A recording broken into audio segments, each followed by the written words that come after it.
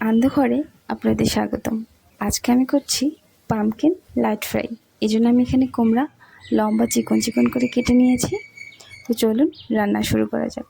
আমি যেহেতু এটা লাইটভাবে রান্না করব, এই জন্য এখানে শুধুমাত্র জিরা ফোড়ন দিয়েছি। এখন আমি কুমড়া কুচিগুলো দিয়ে নিচ্ছি। এটা আমি খুব ভালোভাবে নেড়ে চেড়ে নেব। এরপর আমি এখানে সব মশলাগুলো দিয়ে নেব। লবণ, হলুদ আর একটুখানি চিনি দেব। পামকিন লাইট ফ্রাই চিনি দিলে এর স্বাদ যেন আরও বেড়ে যায়। আর এটা যেহেতু খুবই লাইটভাবে রান্না করা হয়, বাচ্চাদের ক্ষেত্রেও ভীষণই পুষ্টি সমৃদ্ধ একটি খাবার। এখন আমি সব কিছু খুব ভালোভাবে নেড়ে চেড়ে নেব। এটা একটু হালকা ফ্রাই হয়ে গেলেই আমি ঢেকে দিয়ে নেব। ঢেকে বেশ কিছুক্ষণ সেদ্ধ হওয়ার পরে আবার ঢাকনাটাও তুলে নেব। সেদ্ধ হয়ে গেছে, আমি ঢাকনা তুলে নিচ্ছি।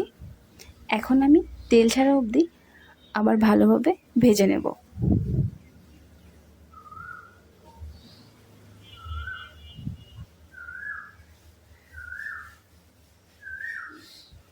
এই দেখুন, আমার পামকিন লাইট ফ্রাই প্রায় হওয়ার দিকে, তেল ছেড়ে দিয়েছে এর থেকে। সকালে জলখাবারে আপনারা পামকিন লাইট ফ্রাইটা রাখতেই পারেন, এতে আমাদের সময়টাও কিন্তু খুব ভালোভাবে মেনটেন হবে। তো চলুন সার্ভ করে নেওয়া যাক। আমি সার্ভ করে নিয়েছি। আপনারাও কিন্তু বাসায় ট্রাই করবেন। তো বাই বাই।